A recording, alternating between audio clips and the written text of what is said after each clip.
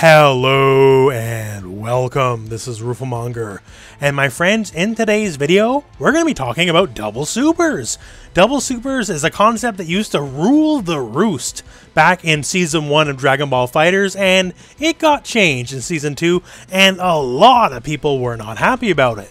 Now, this is actually kind of a direct response to yesterday's video where I was talking about potentially reverting unpopular changes in the new upcoming patch for Dragon Ball FighterZ, maybe as a chance to erase some mistakes that were made, and quite a few, more than a few people, brought up the fact they would love to see double supers return. Now, in my personal opinion, should they return? Honestly, well, I don't know, really. Now, in Season 1 Dragon Ball FighterZ, I abused it just like everybody else, right? I'm not free of sin on that matter, but I didn't mind it leaving either, right? So let's talk some of the strengths of double supers, why they were popular, and also maybe why they went away as well, and just if it should return to the ecosystem at all. So just to start at the start, just in case you're not aware, if you came in on Dragon Ball FighterZ Season 2 or later, the whole concept of double supers was simply doing 2 level 1s back to back, for the most part with a couple exceptions. Let's do a very basic Goku combo here, something you'd see a million times. Do your combo, cool, and down super, cool. Do your warp Kamehameha and do it again, right? Nowadays, the second super does barely any damage, as you saw just there, right? But back in the day, it did its full minimum damage, right? So it was one of the many reasons why Goku was such a popular pick, because even by himself, if he had bar to spend, he could put out a lot of damage. And much the same here, same concept with Broly, and using Goku as our base here. I can get a Kamehameha in, and for supers that allow it, you can get your double super in, and you can just get a lot more damage. This is Goku specifically, but a lot of characters could do it. And it was just very simply a very effective way to dump meter. It allowed you to dump more meter and combos than you normally could. Nowadays, we usually go by the standard of you do a level 1 super, next guy does a level 1 super, and then you do like a level 3, and this team apparently doesn't work out too well with that, but you get the idea, right? Now, that's generally how it goes, 1, 1, 3. But with this concept here, you can go like 1, 1, 1, 1, right? Or conversely, 1, 1, 1, 3, something like that. Another quick example here. So I could do this, call 16, Goku holds him in place for Broly long enough, right? And then I can get an air dunk in, and then I can go for my level 3, right? So I just burned 6 bars off there, off like a random Lariat Express.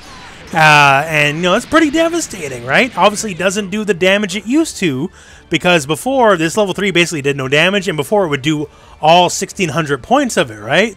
So, yeah, it's a very big deal, and it just gave you a way to utilize all the bar you had, because a lot of teams and a lot of comps, if they couldn't do these double super concepts, simply they just had to sit on unused bar.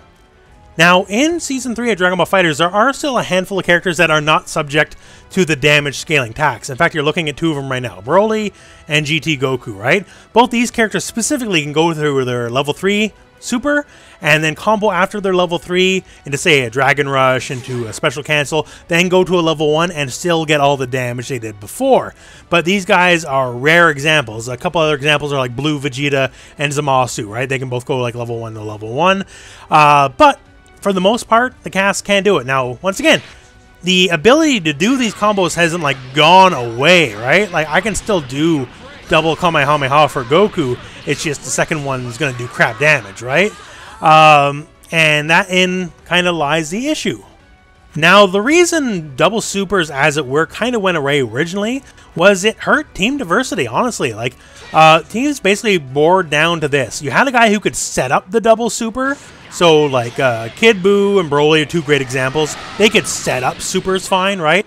Their initial super was long enough for someone with a faster super to come in and do their fast super twice. So you had the guy who does the setup, and then you had the guy who did the actual double super. But the thing is, especially earlier on in the game's life, Season 1 with less characters, the game, at least if you're playing on a competitive level, basically became, okay, am I playing a team that can do double supers or not? And while it certainly wasn't impossible to win without having a double super, far from it, right? But teams that could do double supers basically had a distinct advantage over teams that couldn't, right? And of course, people looking to optimize their team as far as possible, can't blame them, start picking these kind of setups. You get your enabler, and then you got your guy who can do your double super. And of course, some of the best characters to do double supers are Super Saiyan Goku, Super Saiyan Vegeta, very popular characters in Season 1. And yeah, so it just kind of wound up, the character diversity was not in a good spot, because if you wanted to have a quote-unquote effective team, you picked the team that could do double supers. So Season 2 coming in, put in the damage scaling nerf on the double super in the hopes of adding to character team variety, right? And for a while, I think it was pretty successful until this guy showed up. Now, far be it from me to bring up, a million subjects and a million videos complaining about GT Goku in the past, but he warped what Season 2 was for a very long time. Not the least of which is he could go into a level 3, into a level 1 unscaled, when everyone else got nerfed, and he didn't even need anyone else to set up for him, right? He could do it by himself. So yeah, like a lot of privilege for a character when everyone else had this taken away from him, right? So yeah, screw GT Goku. I'm still bitter about everything. So now we basically come to, well, should they ever make a return? Now, in my opinion, we have a lot more characters to work with since Season 1, right? The roster is definitely filled out in a pretty significant way since Season 1. And heck, there's even characters that could take advantage of double supers now that couldn't before. Like Jiren's a good example here, right? Now, Jiren could definitely use those buffs. But he can definitely do double supers and stuff. Although, of course, he's subject to the scaling now. But if the scaling was reverted, then hey, he could take advantage of it and be a little feather in his cap. So some characters that weren't around for all this madness originally, they could benefit, right? But then we still kind of run into the same problem we had before, maybe with a few new options because we got more characters to work with, right? But I think we might have the exact same problem where now it becomes a bunch of haves and haves not, right? If you have the double super return, then you will have the return of, okay, we got the guy who's the enabler super, and we got the guy who can do the double super, and team building kind of revolves around that again. Now, keep in mind, the double super nerf didn't happen fully in a vacuum. They decided some characters should still have it, and they also, for the most part, buffed a lot of level 3s in the game, so they did more minimum damage in a combo, right? So going level 1 into level 1 into level 3 would do more damage overall. Maybe not as much as, 1, 1, 1 into 3, right? But still, it was better than it was before, and that was kind of to make up for the lack of double supers.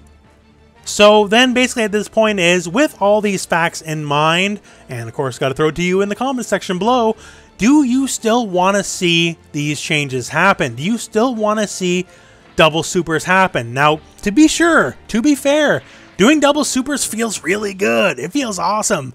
It adds a lot of extra zest at the end of a combo, right? That's part of the reason they were so fun to begin with, right?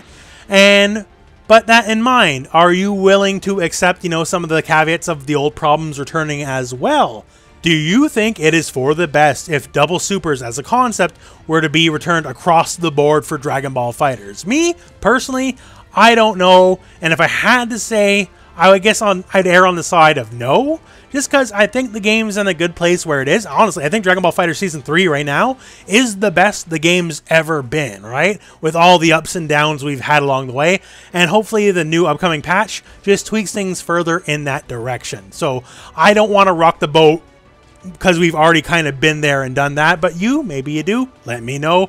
And I guess, my friends, that is the end of this video. So thank you very much for watching. Hope this video has found you well. Go out and play some Dragon Ball.